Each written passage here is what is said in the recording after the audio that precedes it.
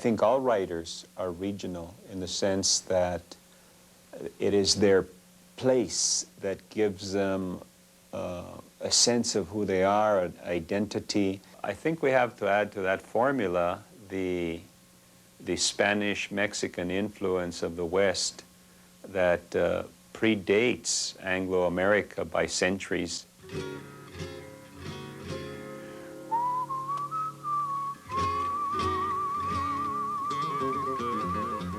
Frank Dominic is a multimillionaire who lives in Albuquerque and has great plans for it. He wants to build canals throughout the downtown area, gambling casinos. Dominic tapped the steering wheel as he sat at the stoplight at Rio Grande and Central. This was Old Town, La Plaza Vieja, the center of old Albuquerque. The place was an important tourist attraction with its plaza, the old San Felipe de Neri church, shops and restaurants, and already the Old Town merchants were complaining about Dominic's plan. They claimed they would lose business if the canal system bypassed them. Hell, he would triple their business. He, Francisco Dominic, would create the new Albuquerque. Aban is the main character of the novel, a young man who's talented as a Golden Gloves boxer, and Frank Dominic takes him under his wing and tries to use him.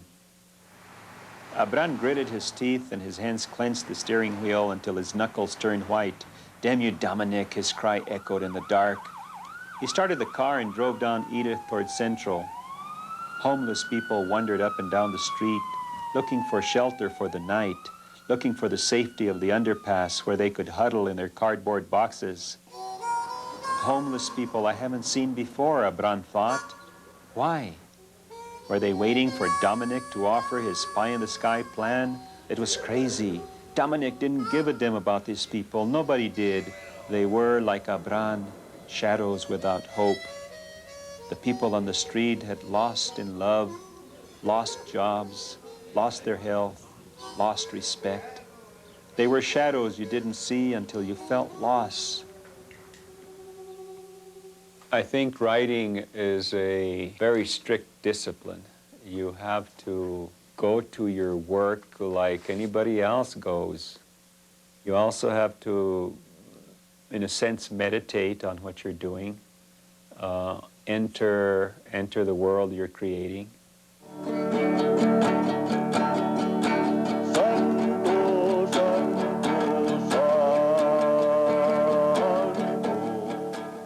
I ran up the steps and entered the dark, musky church. I genuflected at the font of holy water, wet my fingertips, and made the sign of the cross. The lines were already formed on either side of the confessional, and the kids were behaving and quiet. Each one stood with bowed head, preparing himself to confess all of his sins to Father Burns.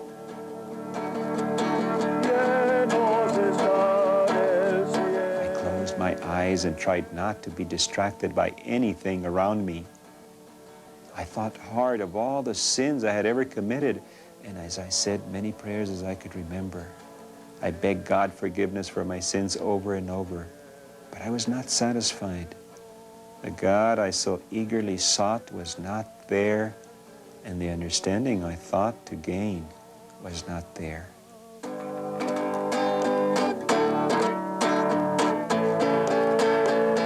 I have had more priests recommend Bless Me Ultima to their congregations and to people than any other group, probably.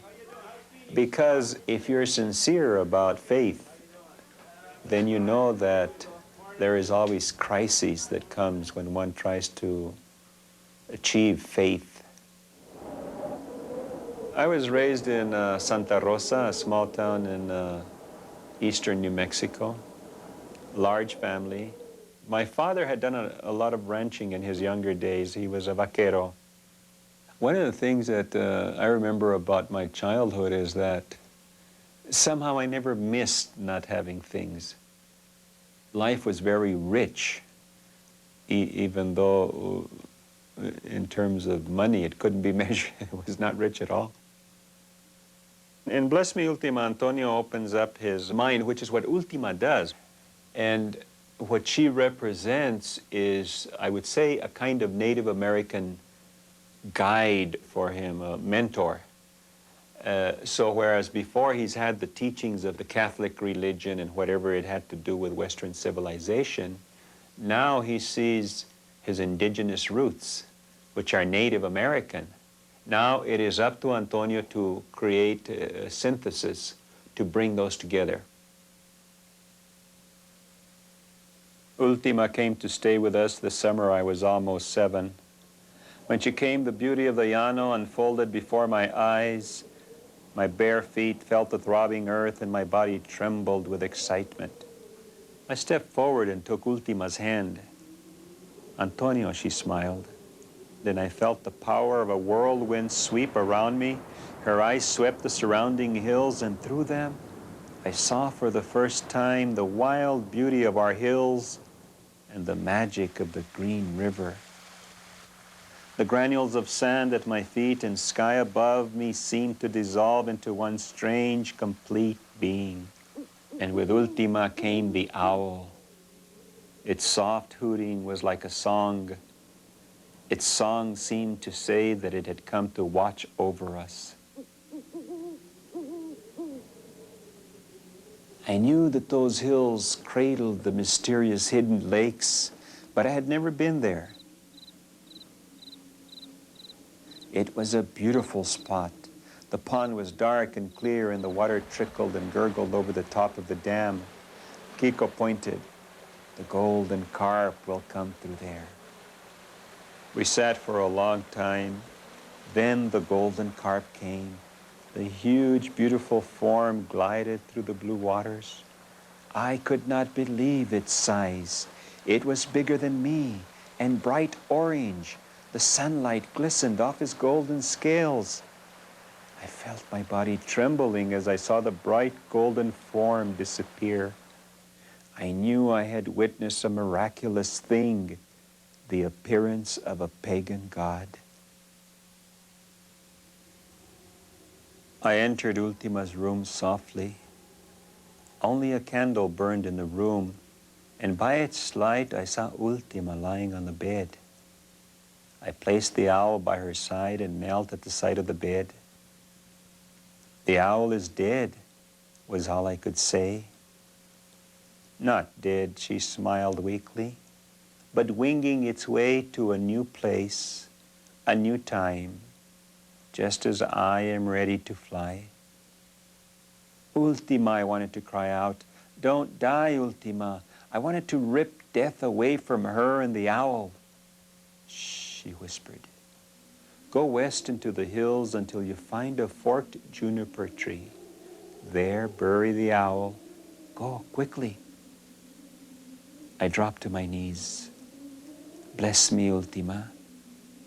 Her hand touched my forehead, and her last words were, "I bless you in the name of all that is good and strong and beautiful, Antonio. And if despair enters your heart, look for me in the evenings when the wind is gentle and the owls sing in the hills. I shall be with you."